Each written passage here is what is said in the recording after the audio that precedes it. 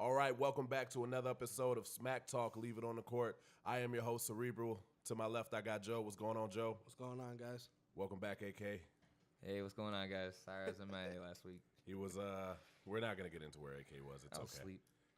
asleep. AK was asleep. So, we're going to get right into this. So, we had an off-camera conversation since Matt Ryan got his new contract with $100 million guaranteed. Good for him. But it brought me personally to think, I don't know if I would even take Matt Ryan in his draft if you go back to the 2008 draft. 2008 draft, Matt Ryan was the third player overall taken, the first quarterback, but the 17th overall pick was Joe Flacco. And he's got a Super Bowl, right? And he's got a Super Bowl. So my question to you, I want to set this up and then we're just going to talk about it. If you could redraft and they're going to have the same accomplishments that they've had individually up to this point and the rest of their careers, not knowing what that is, who are you taking, Joe Flacco or Matt Ryan? I'm going. It's tough. It's tough, you know. So my question is, if you compare the two, you look at their regular season and postseason stats, I would pick Flacco. Why? Flacco has, well, first off, Flacco has a Super Bowl ring. I don't know. It's a team sport, but yeah. It is a team sport, but you know what? In that Super Bowl ring that he got, he threw 11 touchdowns and 0 interceptions. As much of a team sport as that is, that had a lot to do with it. Where Matt Ryan has played in a Super Bowl, but he had one of the, if not the biggest collapses in championship game history. Yeah. So, and he was a big part of that. His lack of ability to complete a pass, down the stretch in the fourth quarter. So I look at it, and if you're bringing up what they've done up to this point, Flacco's got the Super Bowl, Matt Ryan's got the MVP, but you go past that, what they're going to do the rest of their career, I don't think Joe Flacco's got a whole lot left in the tank, but I don't think that Matt Ryan ever gets to the point of him winning a Super Bowl. And in sports, if you're not winning championships, what's the point? Yeah, very true. But you look at that team as a whole and how the defense helped him out as a quarterback. I mean, you're up in the game. You don't have to throw as many yards. You don't have to thread the needle as much. Not saying Joe Flacco's not a good quarterback, because in all reality, their numbers are very similar. We were all looking at them, and their numbers are very similar, except Matt Ryan's got 60 more touchdowns and, probably about 6,000 more yards, which translates to... It's 2 seasons worth. Two seasons worth, you know what I'm saying? But they were drafted in the same, so essentially his numbers are better. But, yeah, he's got a Super Bowl. But you look at that defense versus that offense. Yeah, he threw 11 touchdowns and no interceptions in that playoff run. Not saying that's not great. It is. It definitely is. I'm not taking anything away from him at all. But that defense, who you have, we talked about it, 2 first ballot Hall of Famers, and Ed Reed and Ray Lewis. And then Haloti Ngata is definitely getting in there. Terrell Suggs is going to get in there. I mean, you have that defense that disrupted, like, Colin Kaepernick, and it was when he was that sensation and nobody could stop him, and that Reed option was working for him. It took him all the way to the Super Bowl, and, it was a close game. I think it was like 34-31. Yeah. So it's hard to tell. So I just feel that I would take... I can't even. I'm kind of stuck in the middle on it. I think. Go ahead. It's definitely tough. I mean, you're looking at players that have pretty much identical numbers. Matt Ryan definitely having more talent on his team and receivers. And, I was going to say. Running backs. I mean, Ray Rice did his thing, in the playoffs when they, made their Super Bowl run. But hands down, Joe Flacco is definitely a game changer. But like we're talking Hall of Famers on defense.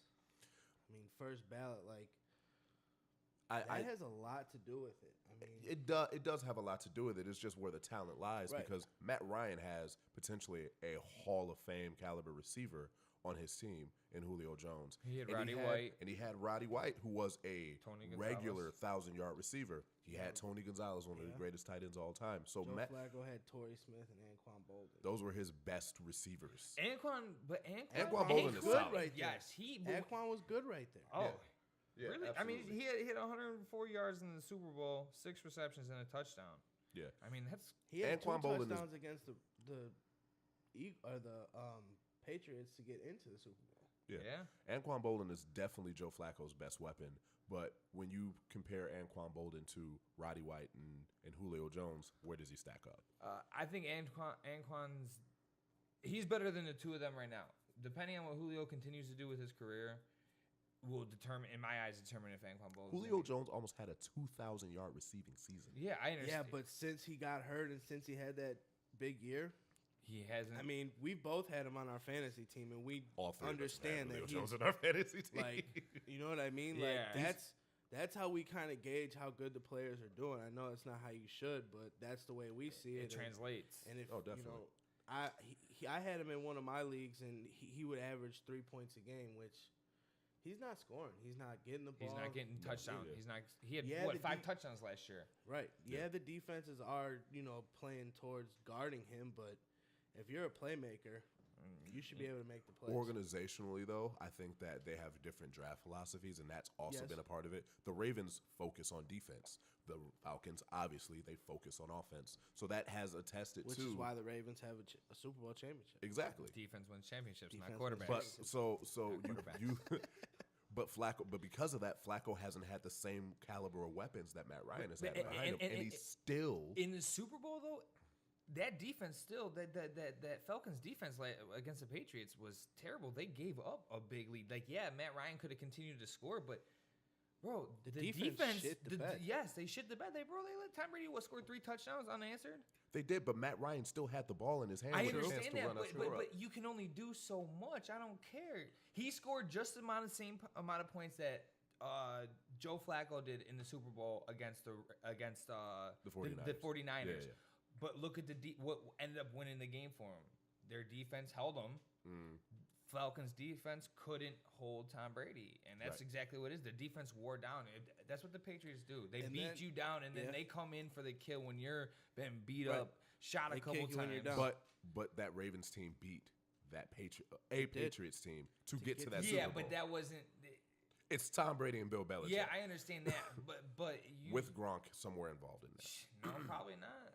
You know, Probably he's was hurt. hurt. He's hurt. When's he ever play? When's the last time he played a full season? I don't Exactly. I don't think he Yeah. has. Yeah, He made it maybe once in his like his entire rookie career. year, maybe. Yeah, something before like that. it was him and Aaron Hernandez out there smoking people. Let's not talk about Aaron Hernandez. Okay, so you guys are going with Matt Ryan. You're actually on the fence, AK. I'm very on the fence about it because, like I said, their numbers are good, but in all reality, yes, they give him. But it's the same thing people could always say about. That I've always had the same argument about. This is kind of a little bit off tangent. Is Peyton Manning against Tom Brady? Before recently, like Tom Brady's gotten these better of receivers. He had Randy Moss too that 1 year, but other than that, he had Todd Pinks. Bro, he had nobody. Branch, yeah, nobody. And look at what Peyton Manning was always gifted with. Reggie Wayne. Then he got Marvin Harris. Marvin Or Harrison. he had Marvin Harrison. I'm And sorry, then first, and Reggie then he Wayne. got Reggie Reggie Wayne, Wayne. and he had Dallas Clark, Yeah. one of the Dallas Clark, greatest tight security ends of all blankets time. in the world. Yes, and then you start off with Ederin James, and he was a pound the nose. Look at what he footballer. had in Denver. The And conversation. then Denver too. Yeah, he had weapons all over the place. Wes in Denver. Welker, Demaryius Thomas, Keep Emmanuel going. Sanders. Keep going. Eric Decker, actually. Yeah, Eric they Decker did. for a little bit. Yes, he did have Eric Decker. So with I think with those two, it's the same conversation. It's do you want regular season success or postseason success? Now, that is a good question, and I feel like Matt Ryan still potentially can win a Super Bowl, whereas Joe Flacco, I think he's on the decline, and I don't think the Ravens are going to be competitive with him. I don't think the Ravens believe in him anymore. I think they got what they want out of him, and I do agree with you on that point. Because they drafted Lamar Jackson, right? Yeah. And they signed RG3 in offseason too. Look, he's still getting chances somehow, but Colin Kaepernick. I agree Right. that And Colin Kaepernick can't get a job. Yeah. That's a social standpoint. Yeah, We won't even right. start on that. No, Because because I think we all agree on that. We definitely all agree on that. But I think Matt Ryan does still have a quote unquote window to win a championship. Definitely. But if you look at the rest of the NFC, do It's you getting really think that he's going to be able to pull it off? You got to look at the entire landscape of it. That's what I mean by the question. Offensively, yes. Their defense is still suspect. Their defense still is. I mean, they blew a 28-3 28-3 lead. 28-3 lead with 2:12 left in the third or something like that. But whatever it was, either way. You know, and what's putting me on the fence about this big time is because obviously we've all watched them. You know, we all watch football because we follow. We're a fantasy football players, so we follow football so much. Yeah, fantasy football players. I cannot wait for us to do this podcast during fantasy football season because this is going to get. We can't. I'm not going to talk. I'm just going to. I'm going to plead the fifth. No, I'm pleading the fifth. I'm talking too. after the draft. But back Zach to needs help getting in the playoffs. But back to what I was saying. Second most points in our league, and I missed the playoffs. How does that happen? Houseway. I don't know. Okay, but we'll leave that for another day. But what puts me on the fence about these two players is I've watched Matt Ryan and everybody says Matty Ice, but I always see him shit the bed when it comes down to it. And then you can always count on Joe Flacco to do some miraculous. I'm a winner. That you play, think he's and, not that and, good, and he does it, and that's why I like him because that's how he plays, and he'll pull it out. Game on the line, 2 minutes left. I want the ball in Joe Flacco's hand, not Matt Ryan.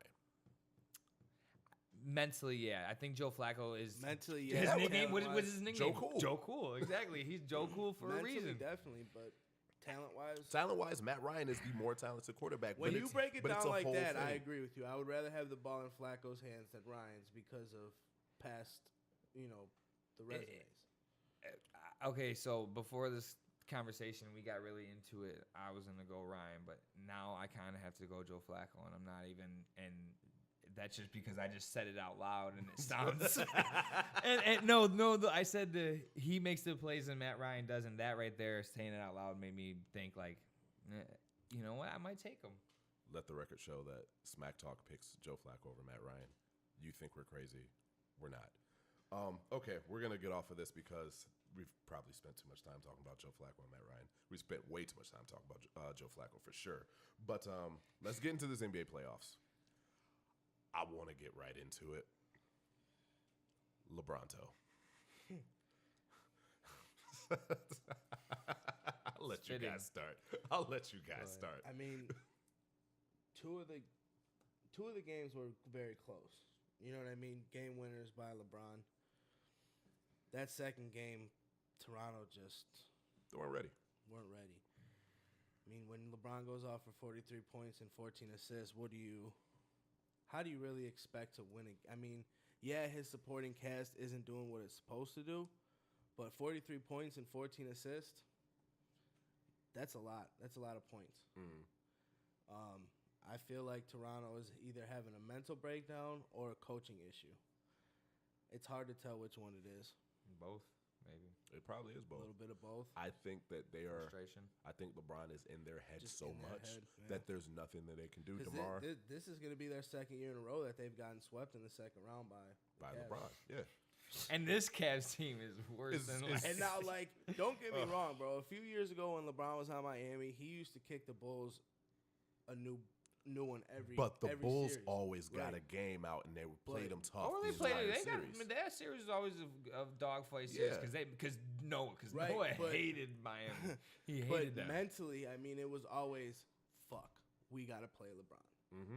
That's exactly what Toronto's going through, and to be honest, I don't feel bad for them because they're the number one seed. They have every reason to win in this. LeBron and the Cavs just went 7 with the Pacers. A tough 7. A tough 7. LeBron had to try to win that series. We literally were talking, are the Pacers going to win? Yeah. That became a conversation very fast. I think, and it's kind of absurd to say, well, LeBron went to Game 7 in the first round. What? And then swept the second round. It's like where did you? But that's an attack that shows you the mental fortitude that the Pacers have that I don't think the Raptors do. They see them more often. Yeah, I mean, yeah, they see him the same amount of times. They play him 4 times each year. So it's not even that. And if you want to make that a case, the Raptors have seen him in the playoffs the last 3 seasons. True.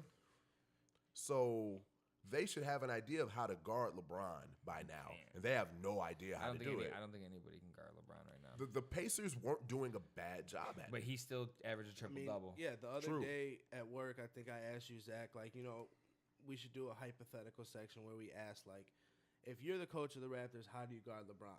And that was, like, my first, like, example question. Yeah. And we both looked at each other like, well, you can't. There's not a right answer. For the Raptors specifically, there's not. You can't. No. They don't have a player that's gritty enough. No. Even if they do, he's gonna find a way to get to the bucket. Well, true, but you go to the Pacers. They got Lance Stevenson, and he's not big enough. He's not fast enough. He's not strong enough. No. But he still finds a way to frustrate LeBron enough to make it a close series. It was like Luol Deng and LeBron going in. Yeah. I was confident with Luol Deng guarding LeBron. And he's not. At the end of the day, LeBron wins. Yes, of course. Yeah. LeBron was still going to get his points, but Luol wasn't giving it to him. Luol Deng was going to be able to make it You're talking a huge talent bracket difference between Luol Deng and LeBron. Absolutely. Absolutely. Big enough. Big enough. Definitely big enough. They were in high school. They always played against each other. 1 and 2, 1 and 2, 1 and 2. Yeah, but defensively, Luol he had the clams. I loved watching him on defense. He's a great defender, especially against LeBron. It was always fun. It was like it just brought a different talent. It brought the best out in LeBron too. Which it had to. So we look at this series. I don't think that any of us have faith that the Raptors are going to come back and make this a series. We haven't. I don't think we had faith in them to begin with. At all. Is it time to blow up that whole thing? DeMar DeRozan, Kyle Lowry, Serge Ibaka, Valanciunas. Is it time to blow it up, fire the coach, and just start fresh? That's tough because that's asking a lot. Kyle Lowry and DeMar DeRozan, they're not terrible guards, but they just, I don't know if it's a... They don't have that winner's edge. Yeah, the killer instinct. And DeRozan had 8 points last night. Yeah. You're telling me in the second round of the playoffs when we're going to go down 3-0, you give me 8 points? Right. I'm going to give you $8 in your contract. That's how much you're worth right now. 8 points? Yeah, I think that it's time to just start fresh. I'm 3 of 12 shooting. You got to be more aggressive. That's just... And a lot of those are close shots because he doesn't take threes. He's not a jump shot shooter. Kyle Lowry at least shot 70% from the field and 50 from the 3-point line. He came to play, but I feel like they just can't get on the same page with each other. No, they can't. It's one or the other, one or the other.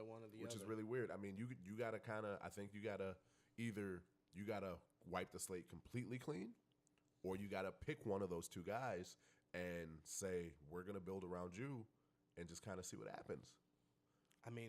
Something's got to happen, whether it's a complete blow-up or trade a couple players, sign a couple players, something. Something's got to be done. I think you got to blow it up because LeBron's not going anywhere in the near future. So no matter what you do, if you don't come up with players that can help you compete against LeBron, then you might as well build... the Celtics are a different story, and I think a lot of that is for the same reasons why the Raptors aren't there. Mentality.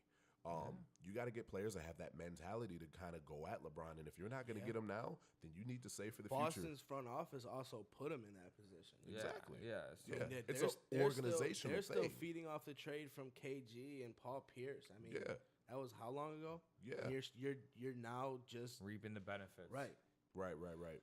So, front office too. Can you trust them to rebuild? Look, this was a build right now with what they have. You know what I'm saying? If that's what they're capable of producing is a second round sweep. Yeah.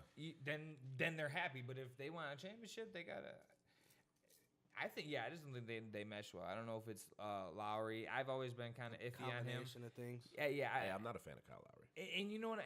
Because when you watch his game, I actually kind of like the way he plays a little bit. He plays like a point guard. He's a small point guard. I kind of like the way he plays it. But in big moments, he vanishes. Yeah, but he produced last night when they needed him, and DeRozan wasn't nowhere to be found. And it's probably him. He's not a shooter. He can't be. He shouldn't have to be the number 1 or number 2 option on the team. Gotcha. All right. Well, But I think that series is done. Absolutely. Even if somehow Toronto does muster up to win a game, I mean, I don't think so. I think they're sweet because they're at home. They're it's in Cleveland, right? Yeah, game 4 is in Cleveland. That's definitely a sweep. LeBron's taking it. That boy will score 50 points if he has to. All right, now we got to take a quick break and then we'll be right back. This is Smack Talk. All right, Smack Talk. We are back. We're gonna get right back into these NBA playoffs. Next series that we're gonna touch on is Boston and Philadelphia. Boston's up 3-0.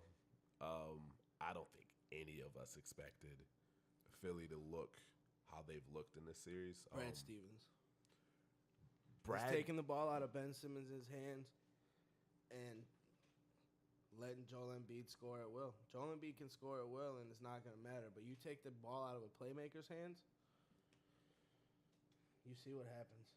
Ben Simmons has been absolutely quiet. Yeah, he had 1 point. He had no field goals in game 2. Yeah. He shot the ball like 12 times. Mm-hmm. It's really troubling to see because we had this conversation about Rookie of the Year and him and Donovan Mitchell and going back and forth. Donovan Mitchell has played phenomenal in the playoffs. If the playoffs counted, my vote would have been switched. I would have switched it too. Round 1, what Donovan Mitchell did, I would have switched it. I don't know if I would have switched it in round 1, but now it would definitely be switched. Round 1, If they won, they beat OKC. Yeah, yes, I mean Donovan Mitchell was a huge part of that. And they beat Miami. I mean, Philly beat Miami. Yeah. It was almost expected. Yeah, it was. They were supposed to win that series. Nobody thought Utah was going to win. And they're supposed to win this series, and they're getting dominated. Yeah. Go ahead. My fault. The things that I thought that I knew Philly was going to be able to do in this series were hit the threes, dominate the glass, and control the paint. It's not happened. It's not happened at all. Brad Stevens has come up with the perfect game plan to defend them. He's found a way to shut out Ben Simmons and stop them from being able to hit the threes. I mean, Brad Stevens is basically saying, Joel Embiid, score at will. Do whatever you want with the ball, but Ben Simmons is not going to get his triple-double numbers. He's not going to get the big assists. He's not going to get the scoring. He's not going to get into the bucket. I mean, they're D'ing him up, plain and simple. That's mentally, too. It's not, I mean, it's Brad Stevens, yeah, but that's mentally on Ben Simmons, too. They're young. What did I say? When we were talking about them playing Miami, Miami's Tatum's young too, and he had 24. No, but what I'm talking about is in the sense of the team as a whole, the coach involved too. Organization. Yeah. Well, you know what I'm saying? So you say the team lost. Well, no, the coach lost too because he's part of the team. So them as a team in the sense of coaching, he knows how to calm them down and prep them for these kind of situations. And these Philly guys. It's been a winning culture for years. Yeah. Boston has been a winning culture for years. So it's you just they were down for a little bit, but not long. No, it was systematically down. It was a miniature version of the process. Danny Ainge rebuilt that team to pretty much perfection. Yeah, and then he all made us look crazy. You know, we all kind of look like, damn, now they got Kyrie. Yeah. And Gordon Hayward, and they're not even there right now. No, and they're not even there. They're about to go to the conference finals, presumably, without their two best players. One of them hasn't played all year, and the other one hasn't played basically the whole second half of the year. No, and you know the young cats are playing ball. They're Brown, Tatum, Rozier. Their future's bright. I don't like Morris at all, but you know who actually has been? You know who has actually been helping keeping Joel Embiid off the boards and everybody off down the boards is Baines. Yeah, that dude is fighting against Joel Embiid every play, and then on top of that, he's getting boards offensively and defensively. So you're telling me you got to stop one of the most powerful men in the NBA. Embiid, he's scoring on him. Don't get me wrong, because he's going to. That's another player you just can't stop. Yeah, you can't stop. He's a 7-footer that's going to turn around and smack a three in your face, or he'll post you up down low. He's got too many offensive weapons. Yes, he's got a bag of tricks, and so I'm giving praise to Baines, bro. I've been watching the games very closely, and he is down there fighting, and that's what you need. You need somebody in there fighting against Joel Embiid to keep him off the boards. I mean, I trust your opinion. I haven't been able to watch Boston Sixers at all. So. No. So I wanted to say that the Sixers, they're kind of playing with house money this postseason. Oh, definitely. But I don't know if that's the case anymore, because this Boston team that's giving them everything that they can handle and more is going to be better next year. Yep. The same way that I would say that the Philadelphia's players are going to get experience and they're going to be better next year. The young players on Boston are going to do the exact same thing. I feel like we've said this on Brad every Stevens. episode so far. You got to lose before you can win, Yep. and that's a fact. I mean, you look at all these great teams, all these dynasties. They've all had that stretch of playoff appearances where they could not get the job done. Mm-hmm.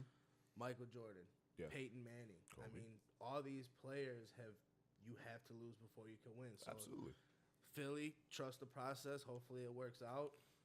But And that's pretty much all you can really say. They got a pretty big thorn in their side because the Big time. Celtics are going to be there as long as Ben Simmons and Joel Embiid. They're going to have to deal with this Celtics it's team. not gonna. This Celtics team is not going. I mean, of course every team is going to have the few players that get switched in and out, and you just hope that Danny Ainge makes the right replacements. But he hasn't messed He up hasn't now messed up yet. to this Yeah. point. So it's like, I trust him.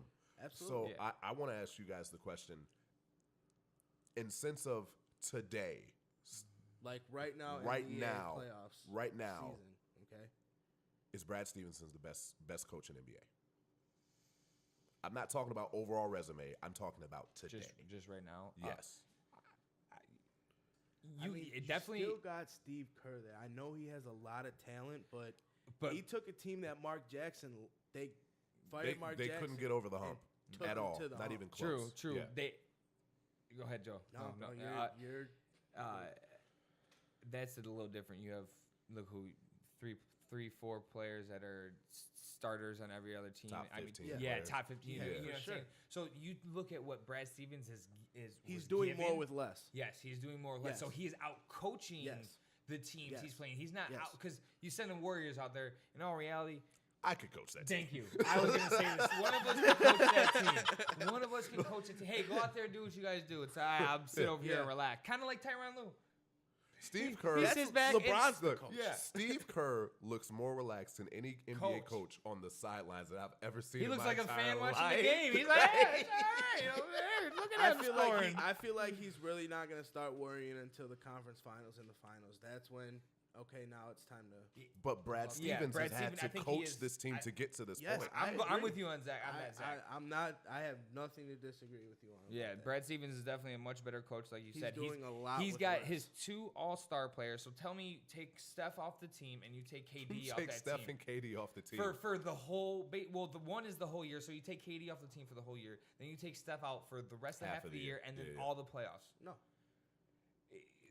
Who's bringing the ball court? Because you're gonna have to have. they're not in this position right now. Payne's gonna be bringing the ball court. Then who you got making those scoring 38 Sean points? Livingston probably. But still, like the point of it is Your no. point is Because This right. Draymond Warriors- there with just Clay, I don't feel they're gonna mesh well. they're as a- they're a 500 team. yes, Yeah. you know, especially in that West. Yeah. And so I feel that's Brad Stevens just literally his brain is.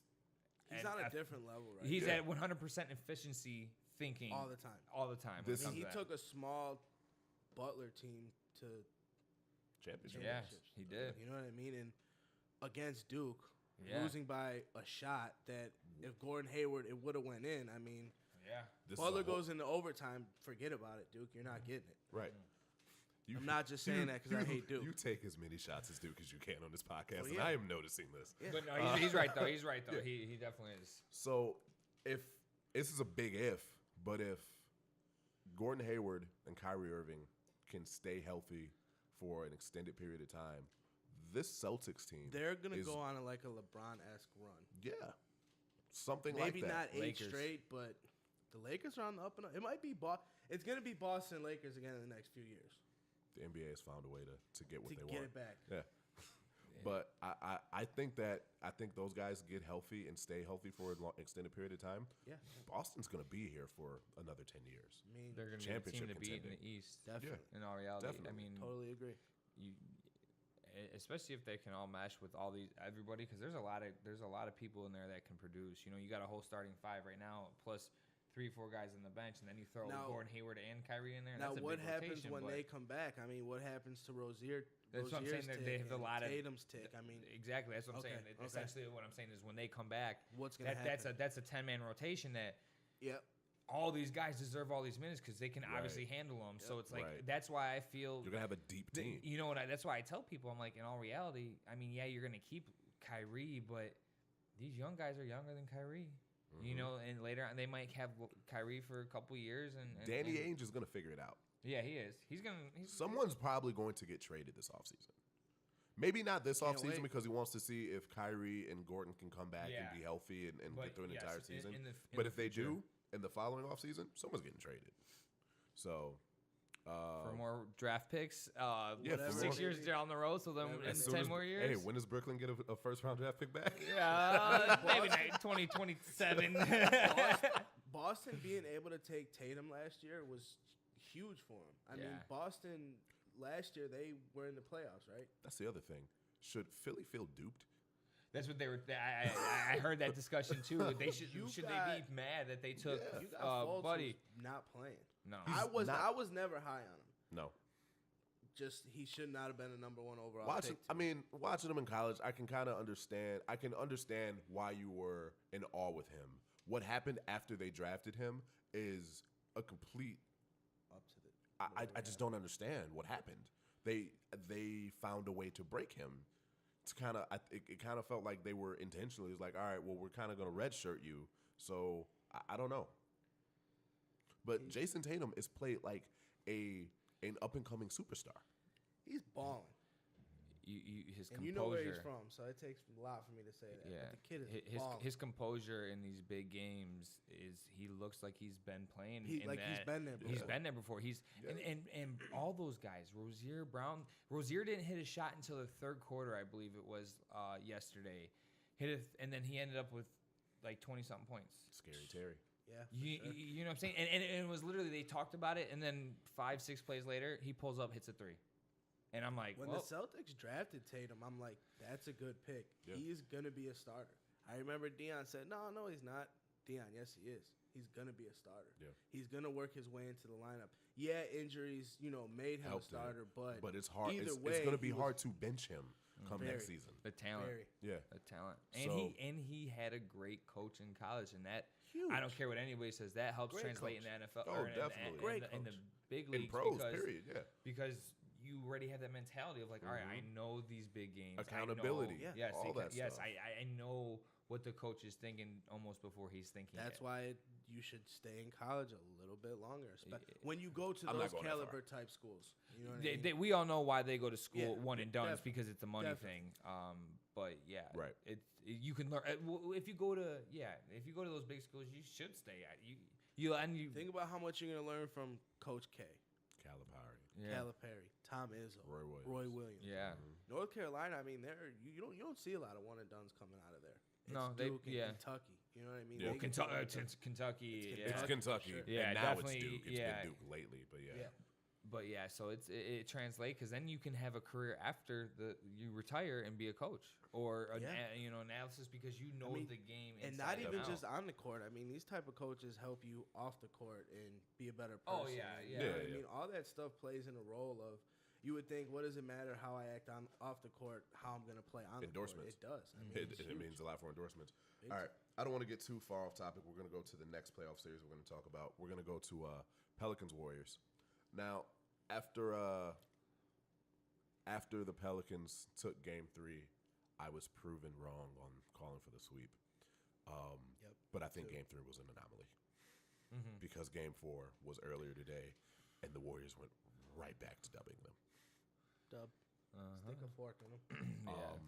Kevin Durant did a smart thing. He stayed under 40 points. He had 38. So they won the game. They won the game.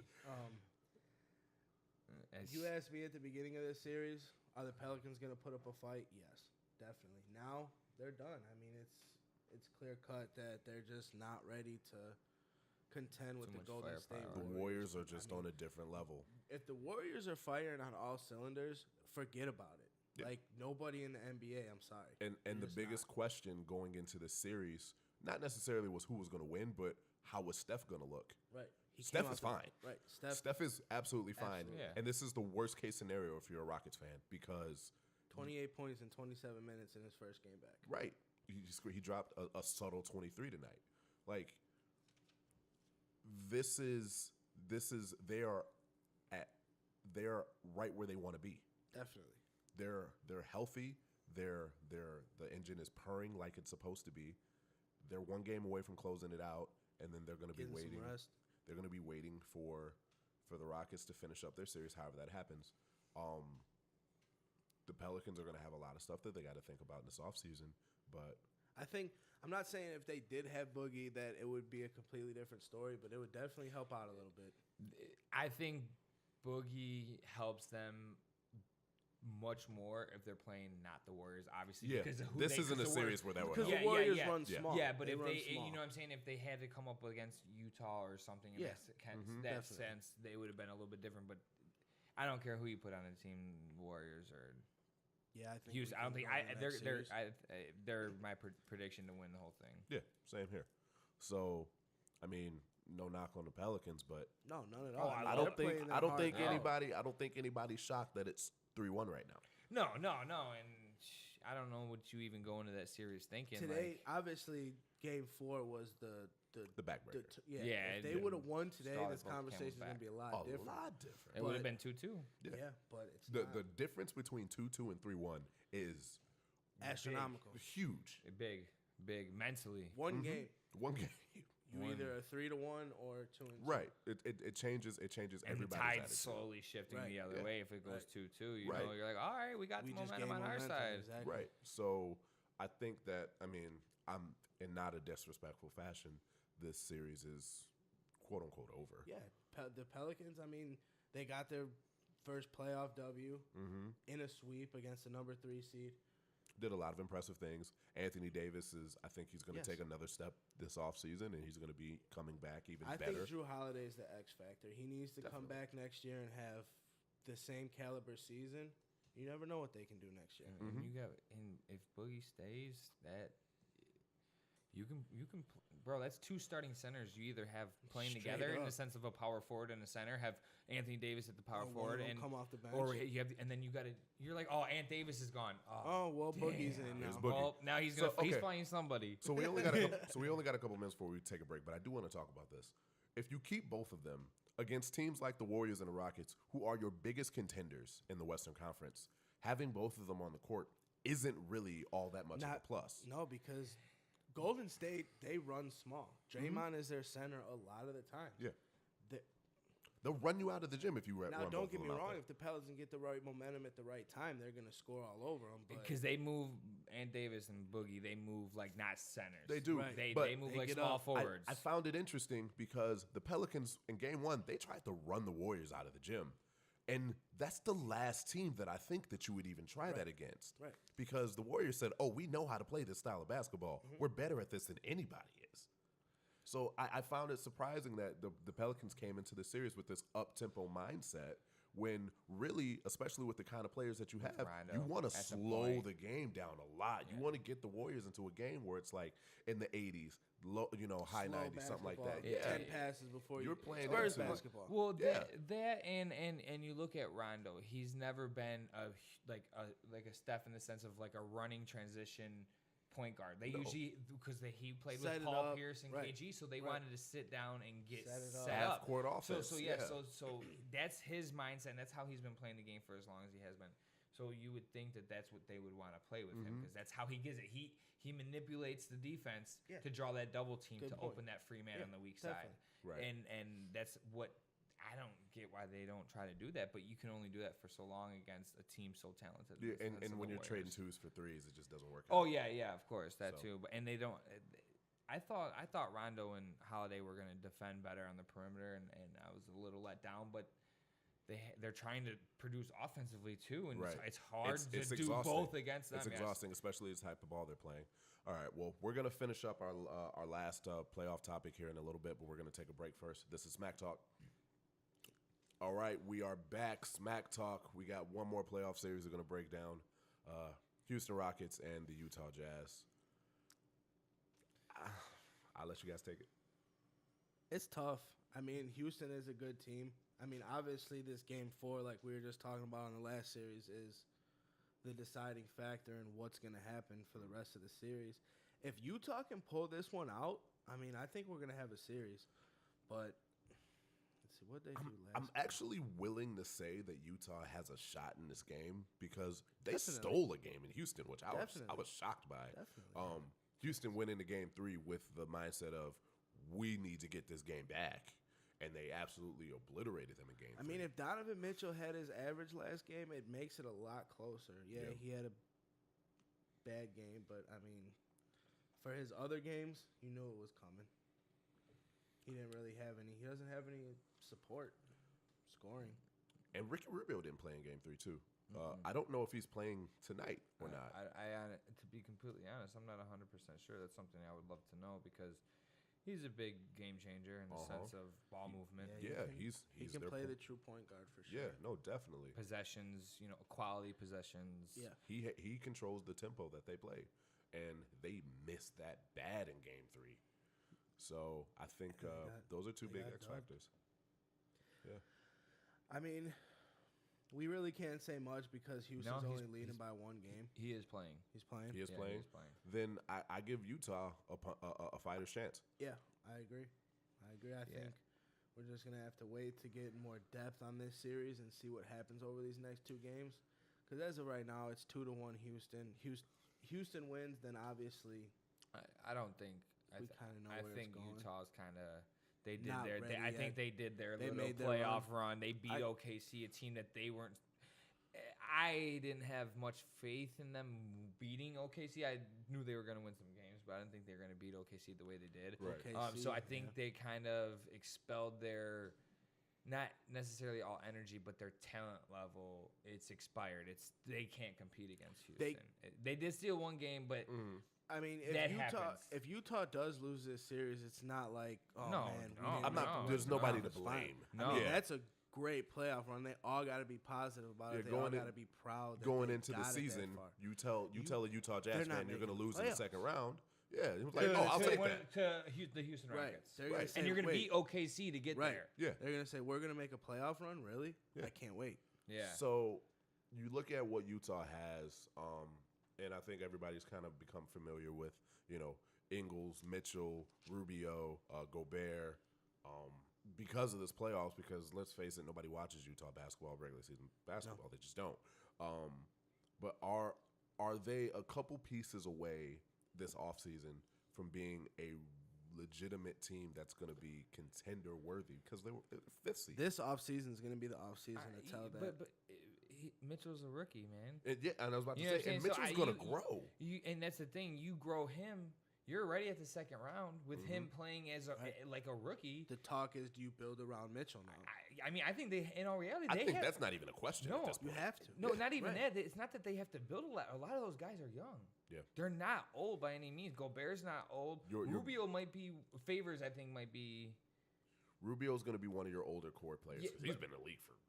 But feels he like forever. came in 18 though because he was playing in Italy, so he got to come over early. He didn't have to do the college, so he came in over at 18. Yeah. So he's still young. He's not old by any means in the sense of playing basketball. And this is actually, and I think this gets overlooked because of Donovan Mitchell. This is Ricky Rubio's first playoff run. Yes. Yeah. It is. So he's been very impressive.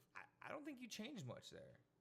Like Just let it grow. Like you said, yes. I think you let it marinate. You trust like we've been saying. You trust the process. I think they need. They weren't supposed to do this year. They're a You're year. right. They're like 3 years ahead of schedule in the sense of just let it linger. Because think about in the sense of the things I've noticed lately is baseball. Obviously, is how these teams are playing so much better than they're supposed to. Their expectations because they're so young, and then you're like, well, we don't have to change anything. We just keep these guys, and we're going to be back there. Smarter. I mean, every team needs a free agent here. And Yeah. there, Of course, you're gonna. But you don't have to reach. No, you don't have to rebuild. You Just don't have to go try to get your build around needs. somebody. You grab a couple. You grab a shooter. You grab another big man, and that's you're That not. might be all you need. Yeah. Yeah. So I don't. Above average shooter, above average big man, and you're making a Western Conference Finals run. Exactly. You're telling me that the lineup that they took one game from Houston, which could potentially be either. Just going to the Western Conference Finals. I mean, they're the number one overall seed. Yes, So or they go Right. to the ship. So especially if they go to the ship, and you're like, we weren't supposed to have no kind of. I Season feel like this. if they take Houston to 7 games, it's Well, either way, it's yeah. an impressive run for Utah. Yeah, I mean, they've already gotten to the impressive point. Yes. yeah. I think they're one wing. I think they're either one wing player who could be a shooter, away from being a legitimate contender next year. Oh. And you go that with the progression of the rest of those players. Yes, and you meshing. know? Yeah. And knowing, when they're going to set, or when you grab a rebound, or when you're at a certain spot of the court and your players, where they're at. I don't care what you do. They set a pick for you. You don't even have to look where they're going. You know exactly where they're going because you know their game so much. Does that lead the conversation of Utah destination for Paul George? I was just about to go there. Paul George is going to have some really good options of where he can go this offseason. I think Utah's a great landing spot for him. I think New Orleans is another great landing spot for him. Honestly, going back to Indiana is not a bad landing spot for him. I don't know if he would be welcome back there, and not. I don't think he wants to go back either. Not like welcome back. Like they wouldn't take him, but they don't need him. Look what they just did. If they wouldn't have played the Cavs, they might be in the second round. Oh yeah, you know what I'm saying? Depending on who else they played, but they played LeBron and they took them to 7. Look at what the number 1 seed's doing to getting done to by LeBron. So you're telling me that the first round was tougher for them? They might not need Paul George back. No, you're right. I know a lot of talk is going into Paul George is going to go to the Lakers this offseason. But if he actually sits down and thinks about it, Houston is going to be a good landing spot for him because they could use a 3. They could use Houston? Houston could use a 3. Yeah, I mean, but you're going to see what happens the rest of the season. If they can actually win the championship, then they're not going to care. No. But if they fall short against the Warriors, I bet you they make a push for them. Yeah. Because Houston's window is going to be closing. Well, Chris Paul. I mean, he's gonna. Houston has to convince Chris Paul to come back. Yes, they do. Yes, they do. So, and if they break down in the Western Conference Finals, like mentally break down, like you just saw them get into it the other night, right? Yeah. That is a very minuscule sighting of something, but that could determine how they break down against a much better team in the sense. Yeah, because they're having that mental breakdown against Utah. Yeah, they're getting and we're giving props to Utah right now. But as far as like caliber of teams, Utah Jazz is not the Golden State Warriors. No, Houston. If you break it down like that, there's no reason why Houston shouldn't be going for the sweep right now. If you break it down, like Houston's the number 1 team in the West. Yeah, they should. I mean, talent-wise, Utah's not even close. Not even close. Houston should be going for the sweep right now. They should be. And you know what? I'd go on a limb and say Utah might win tonight. Yeah. So that goes and plays into the mental fortitude, and this has been a big deal today. The mental fortitude of the Houston Rockets, which is why I didn't pick them to even get out of the Western Conference, because I think when it comes down to it, the combination of Chris Paul, James Harden, and Mike D'Antoni have a similarity of when the big moments come, they choke. Mm-hmm. Golden State doesn't do that. So I think that Utah is a bunch of gritty guys that's going to keep getting in Houston's head. Donovan Mitchell's too young and naive to realize that he's not supposed to be in this spot playing the way that he is. And he's been watching. So I guess Kobe Bryant's got this new thing on ESPN Plus where he's like breaking down game film. And Donovan Mitchell's like, yeah, I watched that twice. And it was like, man, like seeing Kobe break it down is like, I needed that. Yeah. And then he turned around and they won game 2. So, Donovan Mitchell sit down and watch Kobe break down game film again. Who knows? Also win game 2 with a big game by Ingles. Yeah, Ingles had a huge game that day.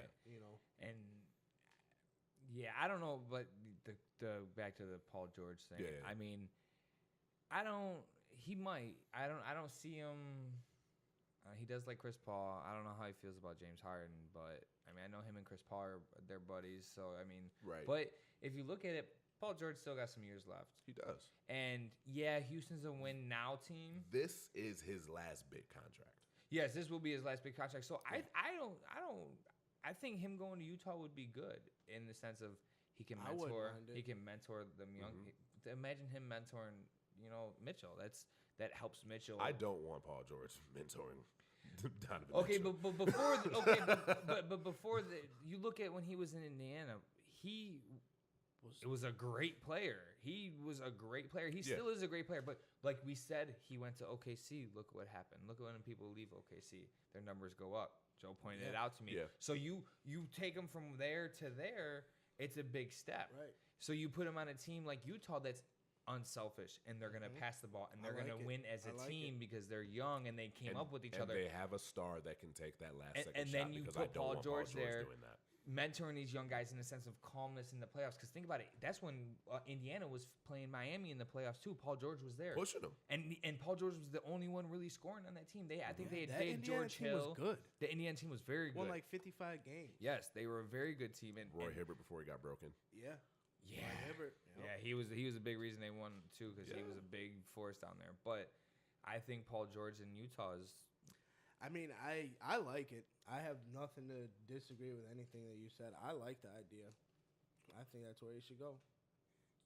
Like I said, this offseason he's gonna have some really interesting landing places to go. Oh yeah, and it's going to dictate on what's important to him because Utah probably has the money. New Orleans probably does not have the money. Houston probably doesn't have the money. LA definitely has the money. They're not paying anybody. Yeah, right. So we're going to see, kind of like Carmelo Anthony a few years back, we're going to see what's important to Paul George. You think of it, this is like they say, when people marry for the first time, they marry for love. The second time, they marry for money. Well, I think in Indiana, he signed with them and he stayed there for love. He went to OKC to win championships. And he might go and chase the money. Now he's gonna go and get paid. You know what I'm saying? Now he's gonna. So I hope that's not his mentality on what he makes a decision off of. I would like to see him in Utah. I think Utah is a big basketball city because think about who they got to see all the time. Karl Malone is John Stockton. Yeah, I understand that was a long time ago, but they still. They people remember that. Basketball, yes, definitely. They're not. It's honestly the Western Conference version of the Indiana Pacers. Yeah, as far very as small market, fans, very small market, but they love their team. Mm-hmm. They love their team wholeheartedly, win or lose. And that would be the thing that I would think would keep Paul George away from there because I don't think he wants to play in a small market anymore. I don't think he liked playing in Oklahoma City. He hasn't said he's in a small market now. I don't think he liked playing in Oklahoma City. He didn't like playing in Indianapolis. I think he's gonna go to a bigger market team. I don't think that's New Orleans. That's Houston's the fourth largest market for as far as NBA cities. Yeah. And then, of course, you got LA. Yeah. So those are, as far as appeal-wise, those are going to be your two best options. Cleveland? No big-time free agents going to Cleveland. Not by choice. They get traded there. They get traded there. And regret it. And then they smile and say, well, I get to play with LeBron, I guess. Hope he likes me. Yeah. So we'll see what Paul George does. It's going to be really interesting this offseason. As excited I am to see the rest of the NBA playoffs and what happens, I'm excited for this NBA offseason too. There's a lot of stuff that's going to happen. A lot of movement's going to happen. And the super team thing was frowned upon 5-6 years ago. But the super teams have made for one of the most interesting playoffs I've seen in 20 years. Well, yeah, because everybody in the East is building a team to beat LeBron, and everybody in the West is beating a team to beat Golden State. Yeah, and they're starting LeBron to catch up. Dealing with his own realization that what he started is now what he's got to play against. Yeah, every single round. A monster. Yes. He created a monster. I mean, technically, Boston was the first one to do it, but they didn't do it by free agency. They did it by trades. You know what I mean? It's a little different. It was the player's choice to make a super team instead of an organization's, which is why it was looked at differently. Right. But and they didn't televise it like they did in Miami. You know, Miami, the way they went about all that, there was a lot of show. And ironically, that's what LeBron is the one that doesn't have a super team right now. Right. Right. So, all right. Well, we're done with our NBA talk. We are not done, however, with our sports talk. We are going to switch it up. We're going to go to some MLB. I want to start things off with a congratulations to Albert Pujols. He hit his 3,000th hit the other night. Most famously known as a St. Louis Cardinal. As a Cubs fan, it has been tough to watch Albert Pujols play baseball as a Cardinal because he was just a monster. Yep. Seeing him go to the Angels, I enjoyed watching him play a little bit more. He was not the same player, but he could hit the ball all over the field. I can't remember who it was that posted it up, but they posted up a graph of all of his hits, and he spread it. Yeah, big time. I seen that. Yeah, he spread it all around the field. So I just want to say congratulations to Albert Pujols. he has definitely earned all the respect that he's gotten in his baseball career. Surefire Hall of Famer. I mean, you're talking 3,000 hits, 600 plus home runs. He's got more walks than strikeouts. That's a big thing. He walks a lot, and he's a smart. He's smart. He's one of the smartest baseball players, in the sense of hitters. I mean, his numbers are he hit for power and he hit for average. Mm-hmm. That's hard to do. In his prime, he was always flirting with the Triple Crown. Yes. And another thing about him, bro, I'm looking at it right now, and I didn't know this. I mean, the only season he had below 100 games was his second season in L.A. where he played 99. Other than that, I mean, he's played not getting hurt. No. First baseman, so it helps. Right. Yeah. But he's... As a Cubs fan, we watched a lot of them. And let's not forget him, if we're talking about him as a whole, he's got Golden Gloves. He was a Golden Glove first baseman. He was an all-around. Yes. Yeah. So you put that into perspective. You're telling me he hit 600 home runs. He's got 600 home runs and 3,000 hits. Let's see. 3,000 hits. 620 home runs, 3,000 hits. And then you're telling me he's a Golden Glover on top of that. He's not just a DH.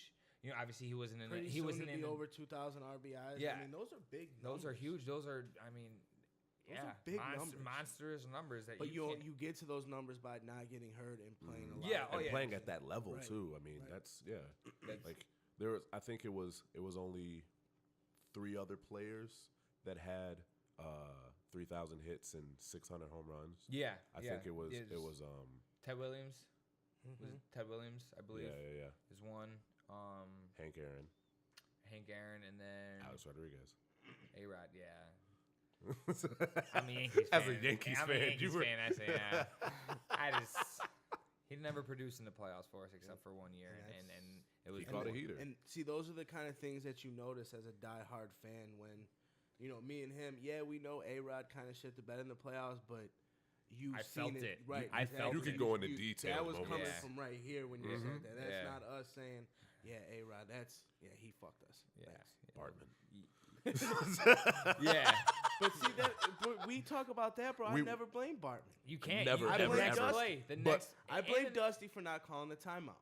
That too. You call a timeout, calm everybody down. Alex I do say, and double plays it. And we call it a fucking game. And we're in the World Series. I didn't even watch Game 7 because for what? We know it's gonna happen. I'm sorry, Joe. I took you back to a place I didn't mean to take you to. Sorry. All right. Now we're gonna get into more baseball talk, but we're gonna take one more break. This is Smack Talk. We'll be back. All right, Smack Talk. We are back. A couple things. I actually want to take a second and acknowledge the guys behind the screen and behind the microphones, I guess you should say. Shelby and Lamar. They have been very, very, very patient with us, and they've worked really hard. You're never going to hear their voices or see them on. And they have to listen to us talk all day. Yeah, they have to sit here and listen to us talk for hour and a half, 2 hours. So big ups to those guys. Thanks, guys. This podcast is not possible without those guys. So definitely want to give a shout out to those trenches. Back to the sports talk. Joe mentioned something to me during the break. It's an anniversary today. Joe, you want to tell them what's an anniversary for? Kerry Wood's 20 strikeout game. As a Cubs fan, his 5th big league start. As a Cubs fan, that's huge. At that time, too. At that time, definitely. It was the most remarkable thing that's happened to you guys in a while. 20 Ks. We were hanging our hats on that. 27 batters. Yeah. Right. Yeah. So granted, they get a hit, but you know what I'm saying. But definitely, big ups to Kerry Wood. Anniversary to his 20K game. Great picture. Cubs are playing the Cardinals right now. We're not going to look at that score. But I got one more thing that I wanted to bring up baseball-wise, and I'm going to hand it over to Joe. Matt Harvey, who 4 years ago was definitely the best player on the New York Mets. Yes. They called him Batman. They gave that man the nickname of Batman, and that was his Gotham City. He has been designated for assignment. DFA'd. So for those that don't know what that means, it's basically baseball's version of you're cut. You're fired. Doggy. Find a job. They went to him, I think, a couple weeks ago, and they said, hey, you're playing like crap. Why don't we move you to the bullpen and see how that goes? Wasn't having it. He said, no, I'm not a bullpen pitcher. I'm a starter, so I'm going to continue to start. Well, his ERA was like in the high sixes. He went out, had another outing, and he basically shit the bed again. So then they came to him again, and they said, hey, we're going to send you to the minors. We need you to sign this minor league contract because we're not paying you as a starter anymore, as a premium starter anymore. Right. He says, no, I don't want to do that. Says, okay, well, then you're gone. What are your guys' thoughts on the situation on how Matt Harvey handled it, how the Mets handled it, and just where does his career go from here?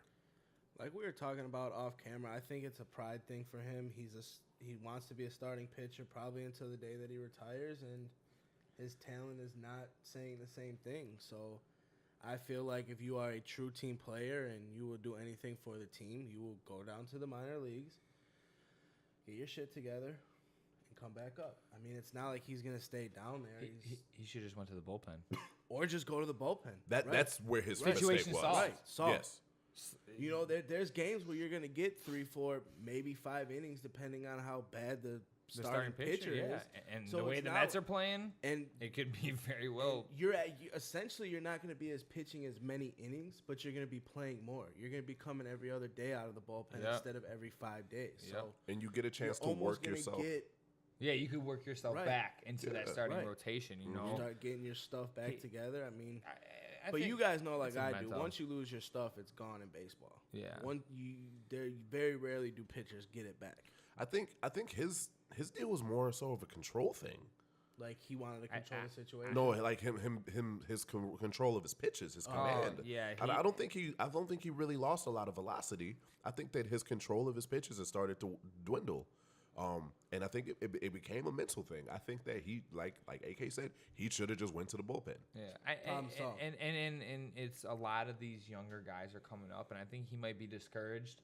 Subconsciously, he's not. Consciously, he's not thinking like, "Oh, these guys are intimidating me." But these new guys are coming up, DeGrom and all these young cats. They're coming out and pitching better than him, and he's sitting there like thinking, like, "Damn, bro, Am I done?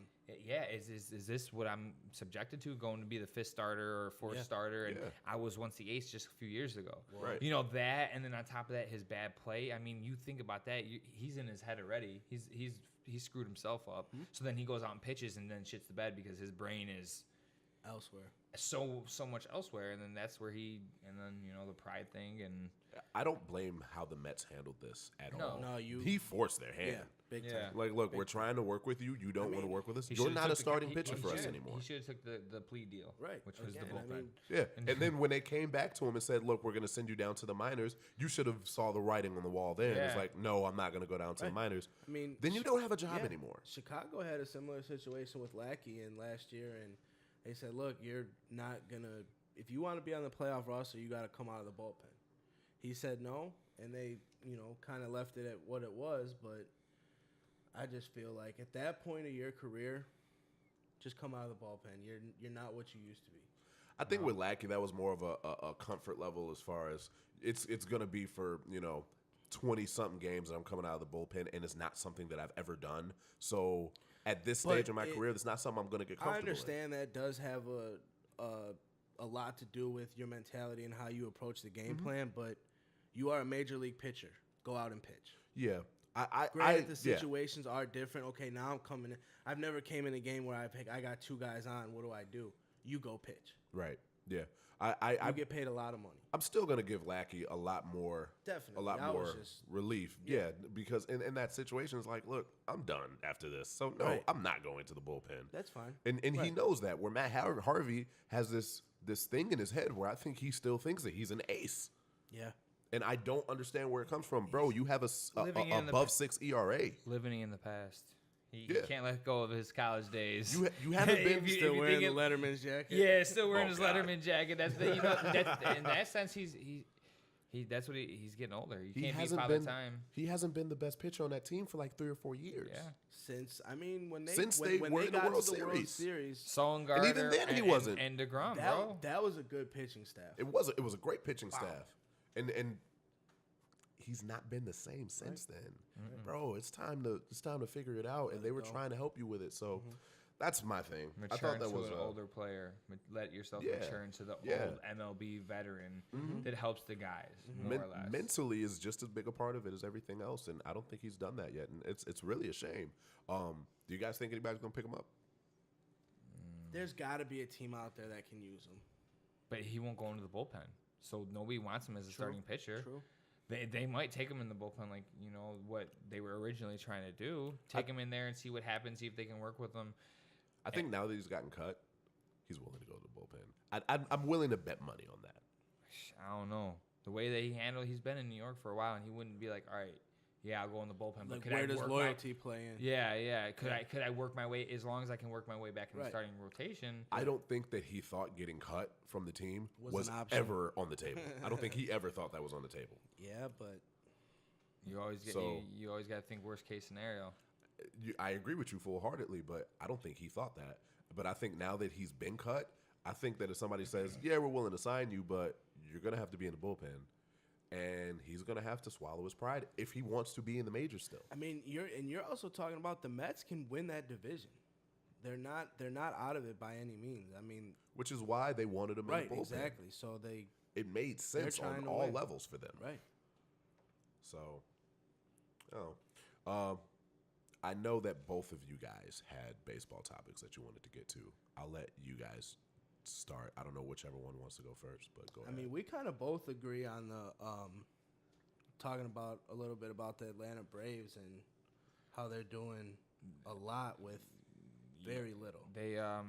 It's the first time since 1996 that there's been a 20-year-old rookie outfielder, 20-year-old rookie infielder, and a 20-year-old rookie pitcher to be on the same team since 1996, which was the Seattle Mariners when they had Felix Hernandez, and the other two players I believe were relevant. They really didn't eventually produce into anything. Yeah. But so there, and they got Acuna Jr. and if you look at their team as a whole, I'm gonna have to pull up their batting averages. I mean, they have about, I think, 5 guys that are batting over 300 right now, and Acuna Jr. is batting 326. Freddie Freeman's batting 307. Nick Markakis is batting 344. Jose Bautista, I think that's no Bautista, it's not him, batting 300. He's on their minor league team, though. no, he's on. The Braves. Oh, they called him up already? Mm-hmm. Oh, wow. Okay. He's on the roster. Yeah, but okay, we'll take his 300, and that's irrelevant at this point. So, Markakis, Freeman, Acuna Jr. are batting 300, and then you got their leadoff man, Albies, which is the young 20-year-old. I mean, he's batting 285 at leadoff. I'm taking that. As a rookie, batting 285. Not only that, 10 home runs, 24 RBIs. I mean, the kid, they're balling. Yeah, and They're in first place. They are, and they weren't even supposed to. I mean, you think about it, the Braves were one of the worst records last year in baseball. And baseball usually it's a few years of progression to. It's still so early, so they could after the midseason they could fall off. But it's not in the last 5 years. I know what you're saying. Usually it does take progression, but you go back to the Cubs. They went from. But it's only a one team. What I'm saying is other on average in the sense of as More MLB. teams are starting to do what the farm system and building up the yes. roster.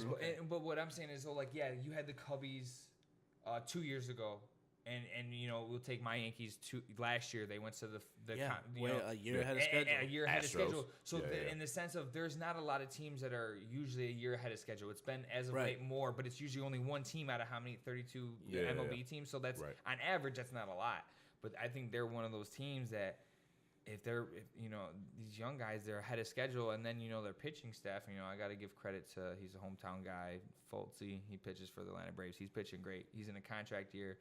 I think he was on a streak for his last 5 starts. He had 7 Ks, at least 7 Ks in each of those starts. Okay. I mean, it's solid. So that gets the job done. You know what I'm saying? So I got to give credit to them because they're a young team that. Not saying this year they're going to make big noise. Maybe not next year, but they are. They're those young, 20 years old, and they're playing. They're following the ahead of schedule plan, Yes. which both the Cubs and the Astros did. And the Cubs were at least a year ahead of schedule, and the Astros last year were a year ahead of schedule. When we went to the National League Championship game against the Mets, I mean, everybody was shocked. You tell me that we're going to knock the best team in baseball out of the playoffs in the first two teams. You know what I mean? I mean, the we top beat 2. Pittsburgh. When we beat Pittsburgh in the wild card game. Yeah. We're like, okay, now we got to play the Cardinals. Well, It was a we good lose, season, okay. guys. Yeah, But we ended up beating them. Yeah. convincingly. They were the best team in baseball that year. And shit. And then the next year, And the thing is, you guys did it. Like you said, Houston did it. The Yankees did it. All those guys, when we made them to the conference championship game, they were all on their rookie contracts. getting still. paid diddly. $300,000.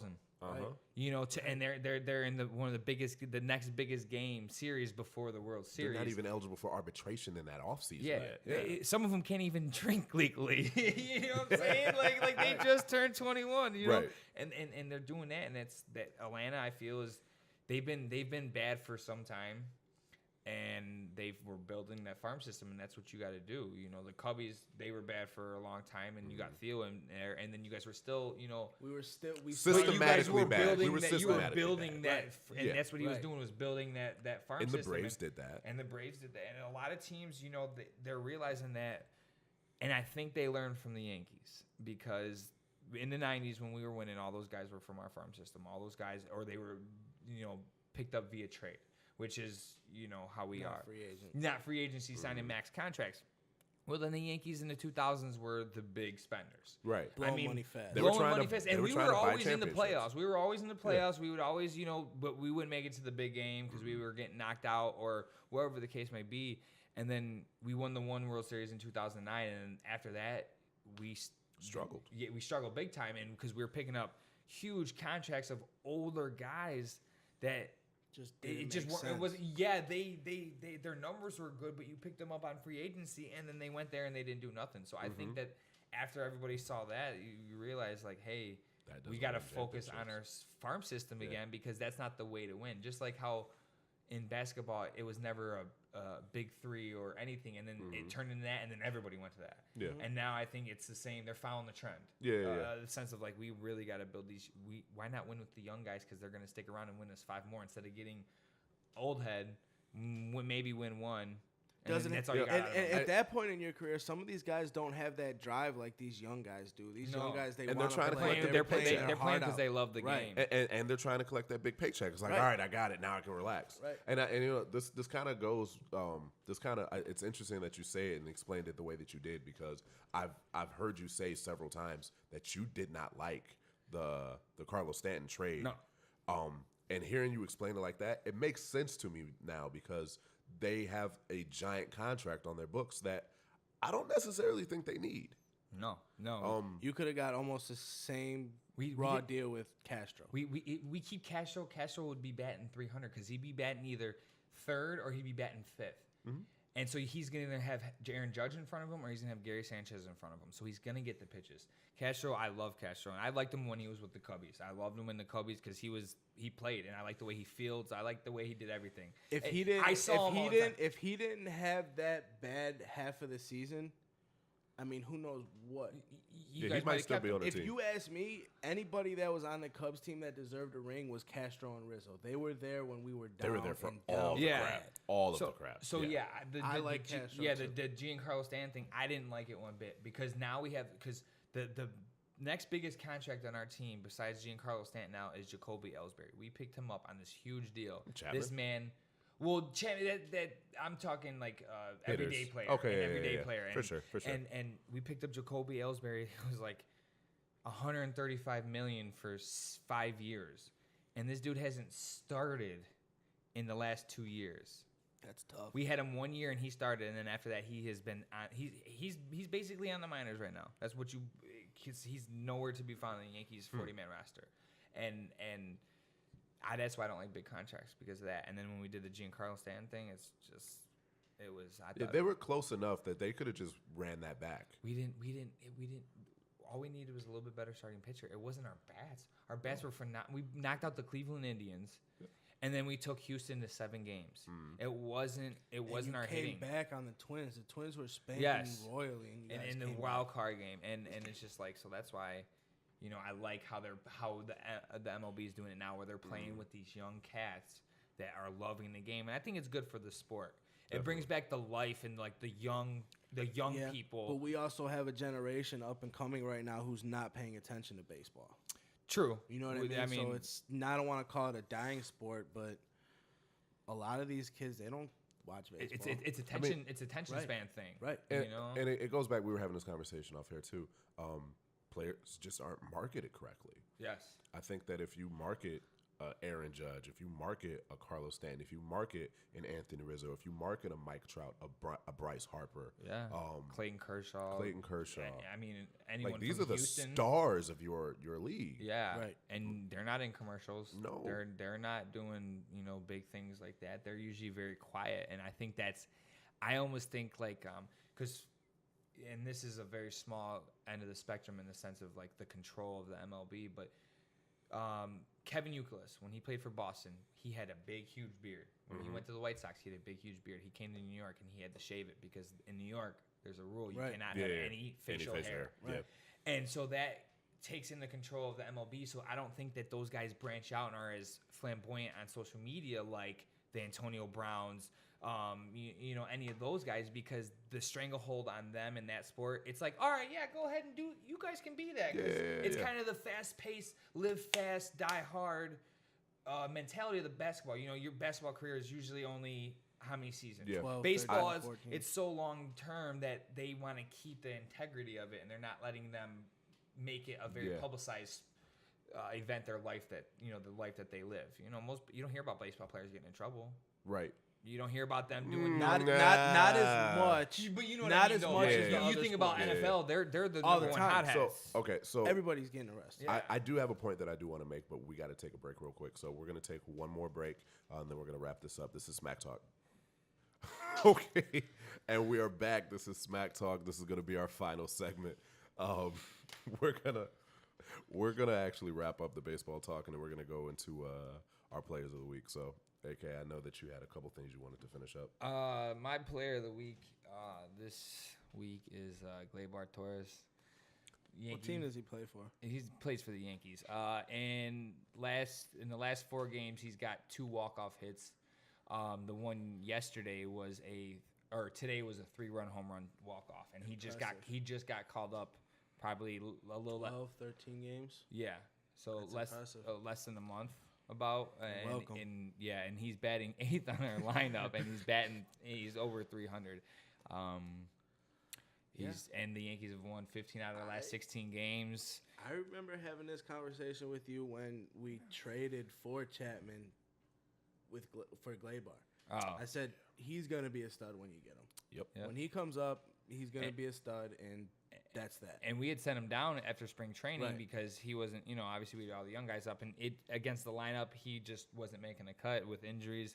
He got brought up, and he might not go back down, and I'm all for it because he's playing second base for us. Yeah. We picked up Brandon Drury in the draft or free agency, which is to me. It's him and Didi running that double play for years to come is going to be very nice. Yeah. And then with them on the stick, with both. Didi. It's a win-win. So it's looking good for the Yankees, but this boils down to his performance. Like I said, on the field, he's a stud fielder, and then on the bats, that's why he got sent down was because he wasn't hitting. Well, now he's got 2 walk-off hits in the last 4 games, one of them being a 3-run home run. While you guys have won 14 out of 15. 15 out of 16. 15 out of 16.